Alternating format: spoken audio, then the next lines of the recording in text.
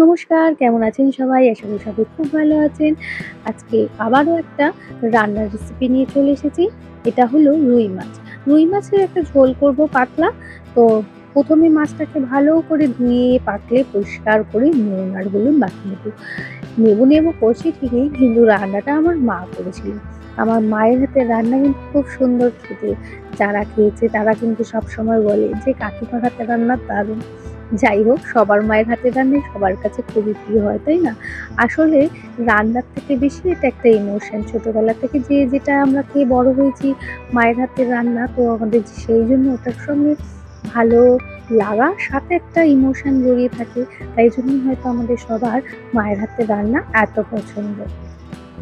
তো হয়ে গেছে নুন হলুদ মাখানো। এবারে এটাকে কিন্তু আমি ভেজে নেব। তার আগে দেখিয়ে দিচ্ছি কি নিয়েছি। কটা আলু নিয়েছিলাম লম্বা লম্বা করে কেটে, একটু পেঁয়াজ, একটু টমেটো কুচি নিয়ে নিয়েছিলাম, আর হচ্ছে একটা পেস্ট বানিয়েছিলাম আদা আর কাঁচা লঙ্কা দিয়ে।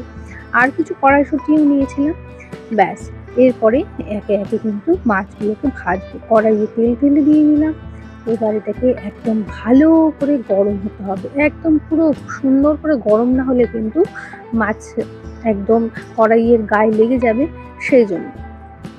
এবার আস্তে আস্তে সবকটা মাছ আমি দিয়ে দেবো। আমি দুটো দুটো করে ভেজেছিলাম, নাহলে না উল্টাতে বড় অসুবিধা হয়।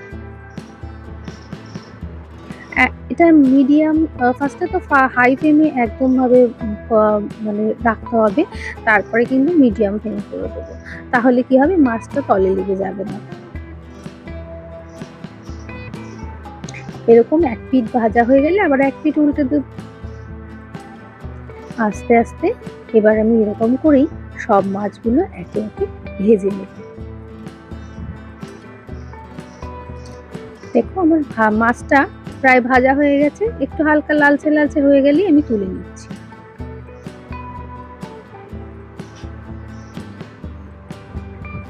আপনারা যদি চান একটু কড়া ভাজাও করতে পারেন, কিন্তু আমি একটু হালকা ভাজাই করি। খুব কড়াও না, খুব মানে হালকাও না। এই যে ঠিক এরকম। তো হয়ে গেছে মাছ ভাজা। এবারে শুরু করে দিই রান্না। তো ওই তেলের মধ্যেই না একটু গোটা হচ্ছে এটা জিরে, সাদা জিরে আর একটু তেজপাতা ফোড়ন দিয়ে দিয়েছিলাম। তো আমি ভিডিও ক্লিপটা নিতে ভুলে গেছিলাম। যাই হোক, এরপরে যে লম্বা করে কেটে রেখেছি আলুটা, সেই আলুটাও দিয়ে দিলাম।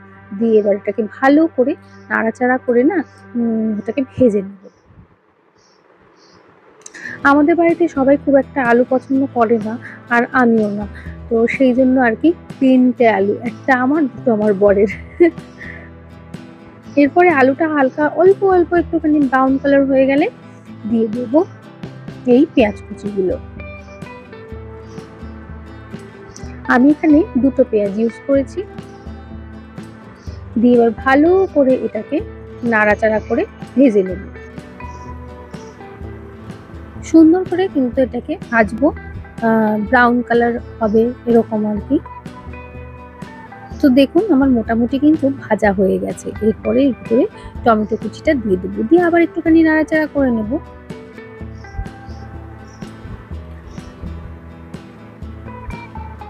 এখানে কিন্তু এই রুই মাছটা ভীষণ পপুলার। এখানে সবাই ম্যাক্সিমাম রুই মাছটা খেতেই বেশি পছন্দ করে। আমাদের এখানে আমি থাকি আসামে, আসামের তেজপুর শহরে। তো এখানে কিন্তু খুব একটা বেশি মাছের ভ্যারাইটি নেই। তো এই কয়েকটা হাতে গোনা মাছই পাওয়া যায়, আর আমরা বাঙালি, তো আমাদের তো মাছ ছাড়া সেরকম একটা চলে না, সেটা না। আর তার মধ্যে আমি কলকাতার মেয়ে। তো কলকাতার মেয়ে হঠাৎ করে মাছ টাছ এইগুলো না পেলে খুবই বিপদ আর কি।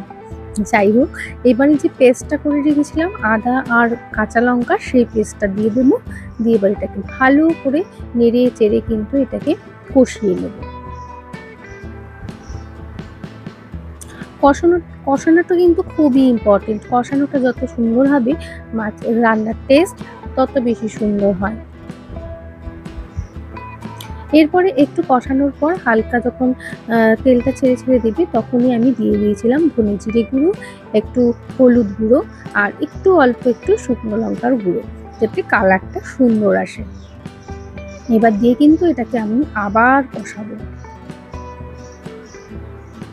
চাইলে এই পর্যায়ে আপনারা অল্প একটুখানি জল অ্যাড করে দিতে পারেন, যাতে মশলাটা তলে লেগে না যায়। যেহেতু আমার এই মশলার মধ্যে জলটা ছিল, সেই জন্য আমি জল আর কি দিইনি। চাইলে আপনারা অ্যাড করতে পারেন। দেখুন তেল ছেড়ে দিয়েছে।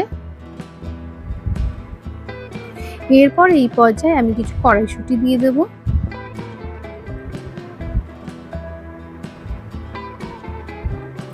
ব্যাস হয়ে গেছে কড়াইশুঁটি দেওয়া। এবার এটাকে আবার একটু নাড়িয়ে চাড়িয়ে নেব। একদম সোজা পদ্ধতি, একদম ইজি এই রেসিপিটা, আর খেতেও কিন্তু খুব সুন্দর হয় এই ঝোলটা। এরপরে একটু নুন দিয়ে দেব। নুন দিয়ে এবার এটাকে ভালো করে নেড়িয়ে চেড়িয়ে আবার একটুখানি কষিয়ে নেব।